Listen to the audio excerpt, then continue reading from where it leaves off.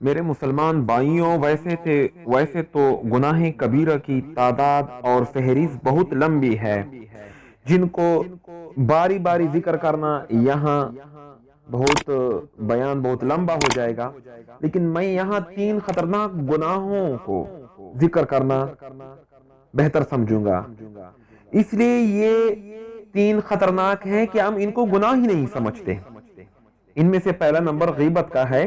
اپنے بھائی کو اس طریقے سے یاد کرنا جو اس کو برا لگے، اگرچہ وہ بات اس میں موجود ہی ہو، غیبت کہلاتا ہے۔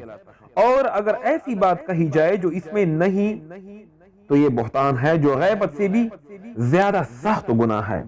حدیث شریف میں ہے کہ غیبت زنا سے زیادہ سخت گناہ اور وبال کی چیز ہے۔ وجہ یہ ہے کہ زانی توبہ کر کے اپنے گناہ بخشوا سکتا ہے، جبکہ غیبت کرنے والے کی اس وقت تک بخشش نہ ہوگی جب تک وہ شخص خود معاف نہ کر دے جس کی غیبت کی جائے۔ مطلب غیبت حقوق العباد ہے۔ حقوق العباد تب معاف ہو جاتا ہے جب بندہ معاف کرتا ہے۔ ایک حقوق اللہ ہوتا ہے جو رب کریم کا مسلمان مجرم ہوتا ہے اور وہ توبے سے معاف ہو جاتا ہے، جیسے کہ نبی کریم صلی اللہ علیہ وآلہ وسلم کا ارشاد مبارک ہے، التائب من الذنب کمن لا ذنب لہ، یعنی جس بندے نے توبہ کیا جیسے اس نے گناہ ہی نہیں کی ہو۔ اللہ اکبر، کیسے بہانے ڈھونڈتا ہے رب کریم ہمارے معافی کے لیے، مگر ہم ہے کہ گناہوں کے دلدل میں دھنستے چلے جا رہے ہیں۔ اچھا، اب دوبارہ اپنی موضوع کی طرف آتے ہیں۔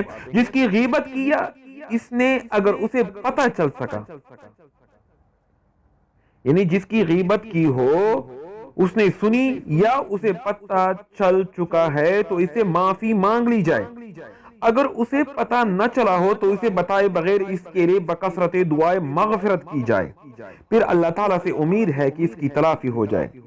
غیبت کی تلافی پر دل گواہی دے گا۔ کسی مجلس میں غیبت کا سننا بھی گناہ عظیم ہے۔ ایسے مجلسوں سے بھی کنارہ کشی اختیار کر لینی چاہیے جہاں غیبتوں کا اہتمام کیا جاتا ہے۔ غیبت اس لحاظ سے بھی خطرناک ہے کہ عام طور پر اس گناہ کا احساس ہی نہیں کیا جاتا اور اپنی گناہ دوسروں کے کاتے میں دے دی جاتی ہے۔ دوسرے گناہ کبیرہ میں تصویر سازی آتی ہے۔ موجودہ دور کا ایک خطرناک ترین گناہ تصویر سازی بھی ہے، جسے جدید آلات نے آسان تر بنا دیا ہے۔ ہر کسی کے ہاتھ میں کیمرہ ہے، موبائل کیمرہ ہے اور پتہ نہیں کیا کیا ہے، اور جب چاہے تصویر یا مووی بنا لے، گویا جیسے ہی کوئی ثواب کا کام ہے۔ دلوں سے اس گناہ کی قباحت تک نکلتی جا رہی ہے۔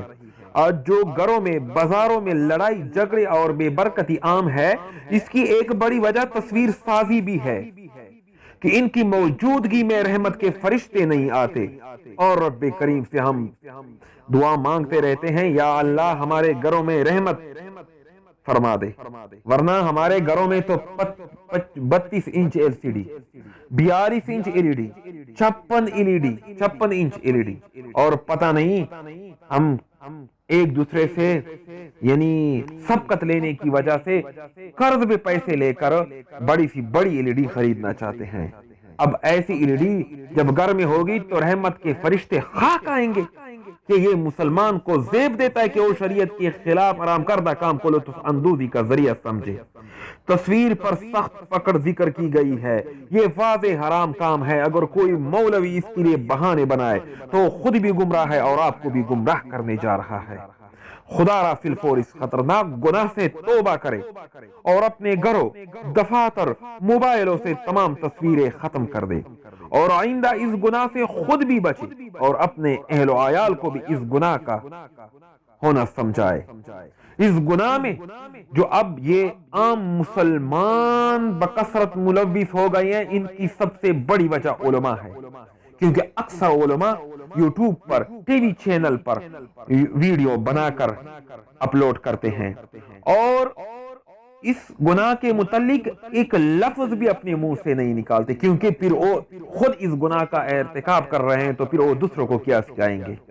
کیونکہ انہی لوگوں کے، ایسے علماء کے متعلق، ایسے واعظین کے متعلق رب کریم قرآن میں فرماتے ہیں، اتامرون الناس بالبر وتنسون انفسهم، جو دوسروں کو تو بیان یعنی حق بیان کرتے ہیں اور خود اپنے آپ کو بھول لیتے ہیں۔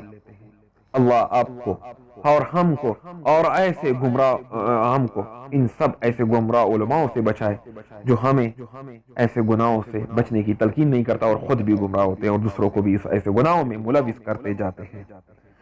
تیسرے نمبر پر جو سب سے بڑے خطرناک گناہ ہے وہ بدنظری ہے۔ شیطان ایک مسلمان کے دل کو جن راستوں سے خراب کرتا ہے ان میں آنکھ بڑا اہم راستہ ہے کہ وہ اس راستے کے غلط استعمال سے زندگی اجیرن کر دیتا ہے۔ بدنظری میں مبتلا شخص کا دل دن رات تمناؤں میں الجھا رہتا ہے، جبکہ ان خیالی بتوں سے جان چھڑائے بغیر نہ ایمان کی حلاوت نصیب ہوتی ہے نہ قرب الہی کی ہوا لگتی ہے۔ بدنظری کرنے والوں کو گھر میں موجود حسین بیوی اچھی نہیں لگتی، پھر گھر کا ماحول خراب ہو جاتا ہے جو خاندان کی بربادی کا سبب بنتا ہے۔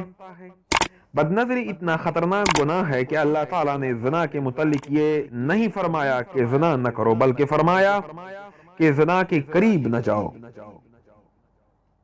وَلَا تَقْرَبُوا الزِّنَا إِنَّهُ كَانَ فَاحِشَةً وَسَاءَ سَبِيلًا۔ بدنظری کرنا گویا زنا کے قریب جانا ہے، جیسے کہ مشائخ فرماتے ہیں جس نے کس پر بری نظر ڈالی گویا اس نے زنا کر لیا۔ استغفر اللہ ربی من کل ذنب واتوب الیہ۔ یا اللہ ہمیں ایسے گناہوں سے بچا فرما لینا، یا اللہ ہمیں ایسے گناہوں سے اپنے حفاظت میں فرما۔ ہر حفاظت نظر پر دل میں ایمان کی خلاوت نصیب ہوتی ہے۔ بدنظری گناہ کبیرہ ہے لیکن ان کی سنگینی اور احساس دلوں سے ختم ہوتا جا رہا ہے، اس لحاظ سے بھی یہ خطرناک گناہ ہے۔ اللہ تعالی ہمیں مذکورہ 3 گناہوں سے بچنے کی توفیق عطا فرمائے۔ یہ اللہ ہمیں ہر گناہ سے اور خصوصاً ان 3 خطرناک گناہوں سے بچنا آسان فرمائے۔ آمین ثم آمین یا رب العالمین۔